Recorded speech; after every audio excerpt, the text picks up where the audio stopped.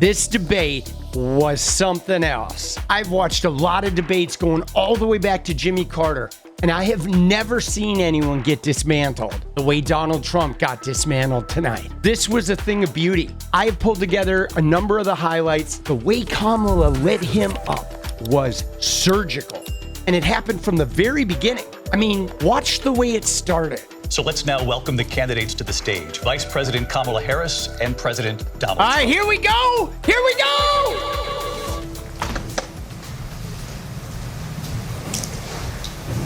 Kamala Harris.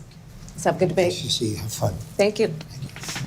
Did you see that? She went all the way across the stage, right into his space for the handshake. And then he consistently, purposely mispronounces her name. So she says her name clearly right at the beginning. She established herself as the alpha dog. And you just know he was not expecting that. Trump really feeds into this idea that he is this imposing figure. These Republican guys like Mike Johnson, they will bend over for him. Kamala took it right to him. And this was really where she unraveled him with so much precision, taking his talking points and flipping him right back on him. It started with inflation. He tried to go into his little inflation run, and she immediately flipped it to, well, what did he leave us after mismanaging the pandemic? After his disastrous first term as president? That was genius. Look, we've had a terrible economy because inflation which is really known as a country buster. It breaks up countries. We have inflation like very few people have ever seen before, probably the worst in our nation's history. What's he talking about? We were at 21%, but that's being generous because 21% inflation? 80%. What are we, Venezuela? Than they were just a few years ago. This has been a disaster for people, for the middle class, but for every class. On top of that, we have millions of people pouring into our country. Oh, shit! From prisons He's and jails, on the border. from mental institutions and insane asylums. Insane And asylums? they're coming in and they're taking jobs that are occupied right now by African Americans and Hispanics. Oh my God, and dude! Also unions. Unions are going to be affected very soon. And you see what's happening. You see what's happening with towns throughout the United States. You look at Springfield, Ohio. You look at Aurora in Colorado. Dude, they are look taking at over he's the just towns. like They're taking over lie after buildings. They're lie going after in lie after violently. lie after These lie. are the people that she and Biden led into our country, and they're destroying our country. They're dangerous. They're at the highest level of criminality, and we have to get them out. We have to get them out fast. Dude. I created one of the greatest economies in the history of our country. I'll do it again and even better. We are going to get to immigration and border security during this debate, but I would like to let Vice President Harris respond on the economy. It's like, which lie? I would love to. Let's talk about what Donald Trump left us. Donald Trump left us the worst unemployment since the Great Depression. Donald Trump left us the worst public health epidemic in a century. Donald Trump left us the worst attack on our democracy since the Civil War.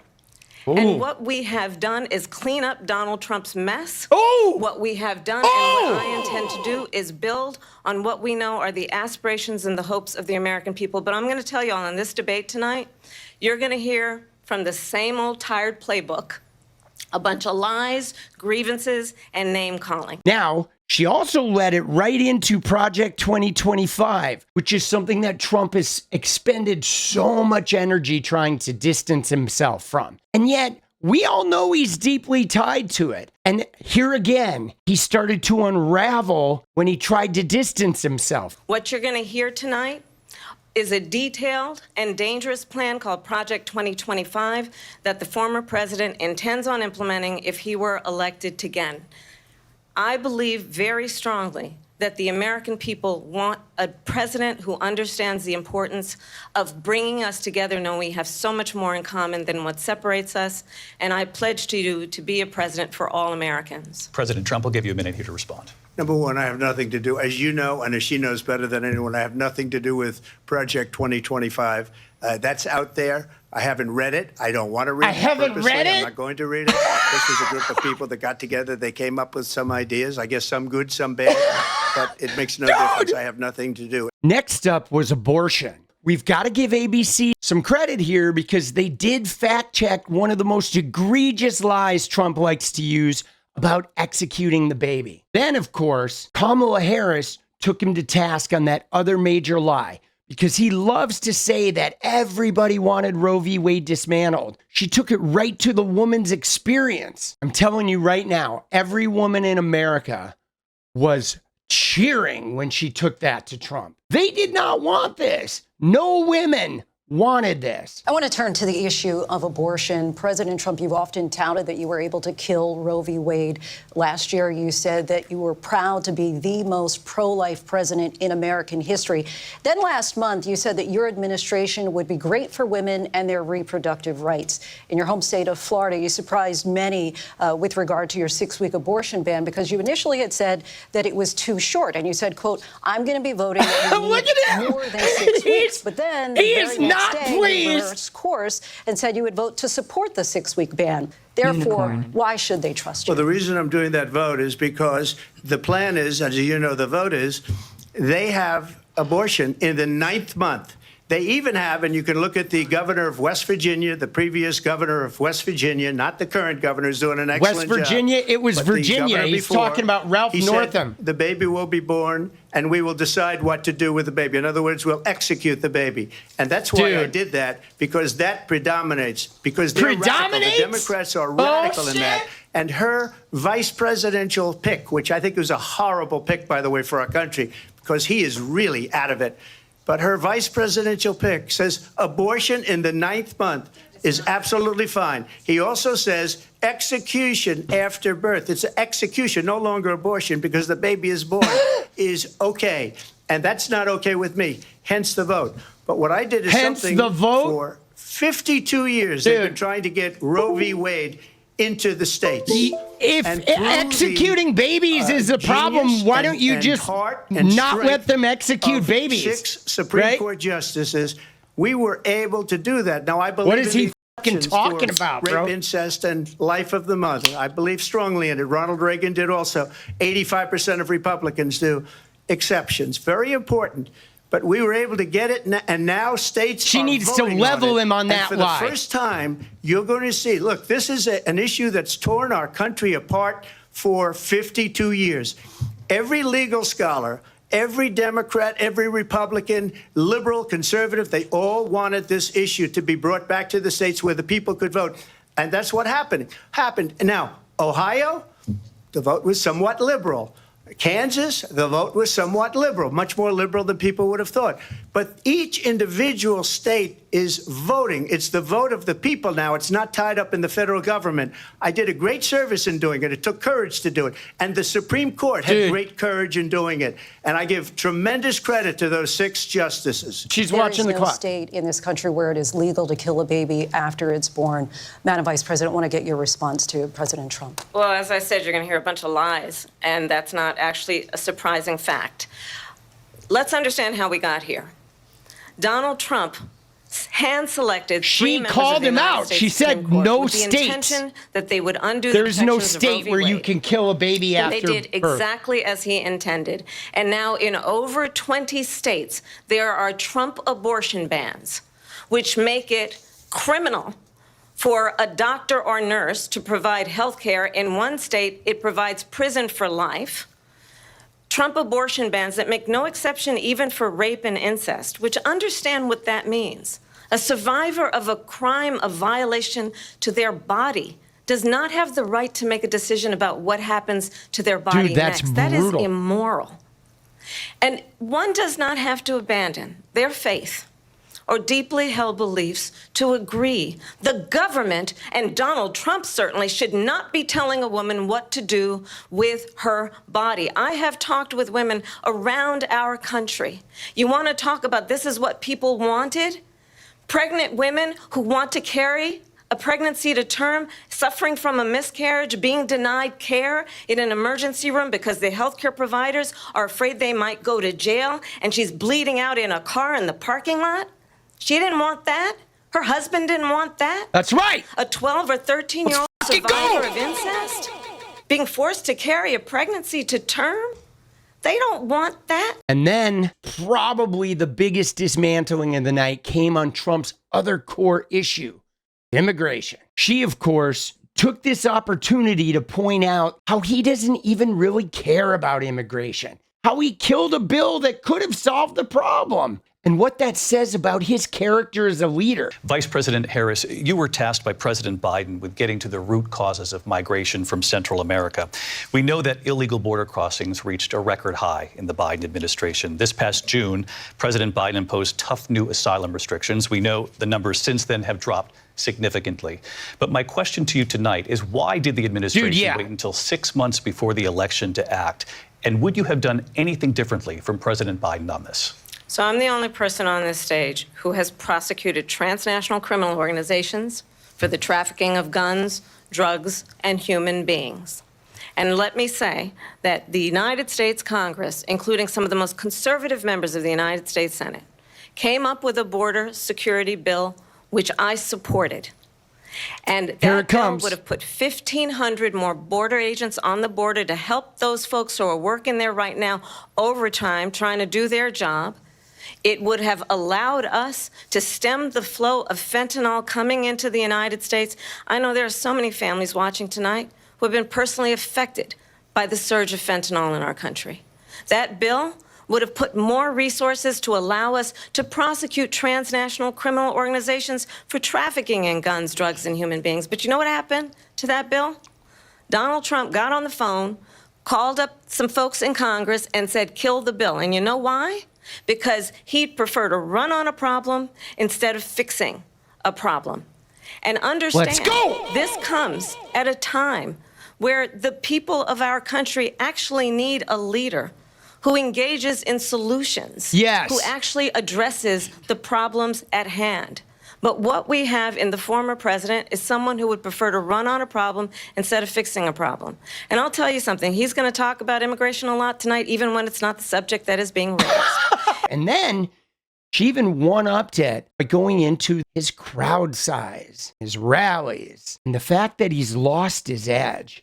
And this just cracked the man wide open. Because when they did that follow-up question to ask him why he killed that border bill, he was done. He could not get off his fixation of her attacking his crowds, which of course led to his biggest unraveling of the night when he launched into a zany conspiracy theory in front of 70 million people on live TV. And I'm going to actually do something really unusual, and I'm going to invite you to attend one of Donald Trump's rallies, because it's a really interesting thing to watch. You will see during the course of his rallies, he talks about fictional characters like Hannibal Lecter. He will talk about windmills cause cancer. And what you will also notice is that people start leaving his rallies early out of exhaustion and boredom. And I will tell you, the one thing you will not hear him talk about is you. You will not hear him talk about your needs, your dreams, and your desires. And I'll tell you, I believe you deserve a president who actually puts you first, and I pledge to you that I will. Vice President Harris, thank you. President Trump, on that point, I want to get your response. Well, I would like to respond. Let me just ask, though, why did you try to kill that bill, and successfully so? That would have put thousands of additional agents and officers on the border. First, let me respond as to the rallies. She said people start leaving. People don't go to her rallies. There's no reason to go. And the people that do go, she's bussing them in and paying them to be there. And then showing them in a different light. So she can't talk about that. People don't leave my rallies. We have the biggest rallies, the most incredible rallies in the history of politics. That's because people want to take their country back. Our country is being lost. We're a failing nation. Bring it back to that question, though. 3.5 years ago. And the moderator better not let go of that question. Why did you kill the bill? Another subject. What they have done to our country by allowing these millions and millions of people to come into our country, and look at what's happening to the towns all over the United States. And a lot of towns don't want to talk. It's not going to be Aurora or Springfield. A lot of towns don't want to talk about it because they're so embarrassed by it. In Springfield, they're eating the dogs, the people that came in. They're eating the cats. They're eating the pets of the people that live there. And this is what's happening Trump is in our lying, country. bro. And it's a shame. As far as every news rallies are organization concerned, needs to fucking fact check this motherfucker. What I say, they want to bring our country back. Oh my God, they want to make America great again. It's a very simple phrase, make America great again. She's destroying this country. And if she becomes president, this country doesn't have a chance of success. Not only success, we'll end up being Venezuela on steroids. I just want to clarify here. You bring up Springfield, Ohio, and ABC News did reach out to the city manager there. He told us there have been no credible reports of specific claims of pets being harmed, injured, or abused by individuals within the immigrant community. Well, I've seen people on television. Let me just say here, this is the people on television say my dog was taken and used for food. The people on maybe television. He said that. Maybe that's a good thing to say for a city manager. I'm not taking this from television. But the people on I'm taking it from the television city saying manager. their dog was eaten by the people that went there. Oh, my God. Again, the Springfield city manager says there's no evidence of that. Vice President Harris, out. I'll let you respond to the rest of what you've heard. You talk about extreme. You know, this is, I think, one of the reasons why in this election, I actually have the endorsement of 200 Republicans who have formally worked with President Bush, Mitt Romney, and John McCain, including the endorsement of former Vice President Dick Cheney and Congress member Liz Cheney. And if you want to really know the inside track on who the former president is, if he didn't make it clear already, just ask people who have worked with him. And believe it or not, that was not the worst moment of the night. But that's where the downhill slide really started. Trump never recovered from that moment. Then, by the time they got to J6, she was able to just decimate his entire character as a leader. And she brought us right back into the reality of what he did by trying to overturn an election. And then she delivered what I thought was just the absolute kill shot. She took Trump's most famous line, the catchphrase he is known for from The Apprentice, the line that made him, and she just mic dropped him. And that was it. At that point, he was cooked. I do want to focus on this next issue to both of you because it really brings us this into focus, truth in these times that we're living in. Mr. President, for 3.5 years after you lost the 2020 election, you repeatedly falsely claimed that you won, many times saying you won in a landslide. In the past couple of weeks leading up to this debate, you have said, quote, you lost by a whisker, that you, quote, didn't quite make it, that you came up a little bit short. I said that? Are you now acknowledging that you lost in 2020? No, I don't acknowledge that at all. But I you said did that say sarcastically. that. You know that. It was said, oh, we lost by a whisker. That was said sarcastically. Look, Dude! there's so much proof. All you have to do is look at it. Oh, my and they God. should have sent it back to the legislatures for approval. I got almost 75 million votes, the most votes any sitting president has ever gotten. I was told if I got 63, which was what I got in 2016, he was told you can't be you beaten. can't win, you can't lose. People should never be thinking about it. An election is fraudulent. We need two things. We need walls. And we have to have it. We have to have borders, and we have to have good elections. Our elections are bad. And a lot of these illegal immigrants coming in, they're trying to get them to vote. They can't even speak English. They don't even know what country they're in practically. And these people are trying to get them to vote. And that's why they're allowing them to come into our country. I did watch all of these pieces of video. I didn't detect the sarcasm, lost by a whisker. We didn't quite make it. And we should just point out here as clarification, and you know this, you and your allies, 60 cases in front of many judges, many of them Republican. No judge looked at it. And said they there was said no we didn't have widespread fraud. standing. That's the other thing.